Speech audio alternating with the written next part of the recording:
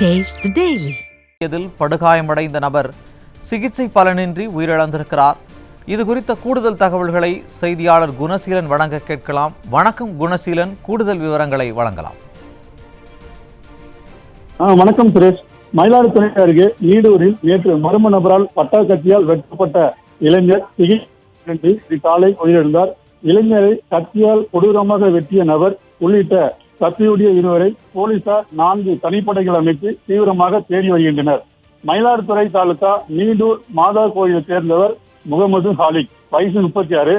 இவர் நேற்று மதியம் நீடூரில் பட்டப்பகலில் மரத்தடியில் அமர்ந்து நண்பர்களிடம் பேசிக் கொண்டிருந்தார். அப்போது இருசக்கர வாகனத்தில் அங்கு வந்த மர்ம நபர்கள் 2 பேர் வந்தனர். பின்னிருக்கையில் அமர்ந்திருந்தவர் இறங்கி தான் மறைத்து வைத்திருந்த கத்தியால் முகமது ஹாலிக்கை மரமறியாக வெட்டிவிட்டு பின்னர் இருவரும் அங்கிருந்து தப்பினர். இதில் முகம் மற்றும் கையில் பலத்த காயமடைந்த முகமது ஹாலிக்கை அருகில் இருந்தவர்கள் மீட்டு அவசர ஊர்தியில் ஏற்றி மயிலாடுதுறைக்கு அரசு மருத்துவமனைக்கு அனுப்பி வைத்தனர்.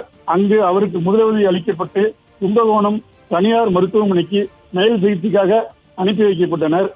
முகமது ஹாலிக்கை மர்ம நபர்கள் கத்தியால் வெட்டும் காட்சிகள் அங்குள்ள சிசிடிவியில் பதிவாகியிருந்தது. அந்த பதிவினை ஆதாரமாக கொண்டு 4 தனிப்படைகள் அமைத்து மர்ம நபர்களை போலீசார் தீவிரமாக தேடி வருகின்றனர். இதனிடையே கும்பகோணத்தில் தனியார் மருத்துவமனையில் தீவிர சிகிச்சை பிரிவில் அனுமதிக்கப்பட்டிருந்த முகமது ஹாலிக் சிகிச்சை பலனின்றி இன்று காலை உயிரிழந்தார்.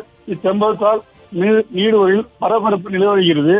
இந்த நிலையில் காவல்துறையினர் தன் கட்டுப்பாட்டில் வைத்துள்ள ஸ்டாலின் அவர்கள் தொடர் கொள்ளை, கற்பழிப்பு, பாலியல் பலாத்காரம் உள்ளிட்ட சம்பவங்கள் நாளுக்கு நாள் தமிழகத்தில் அதிகரித்து வருகிறது என்பது குறிப்பிடத்தக்கது. சுரேஷ்.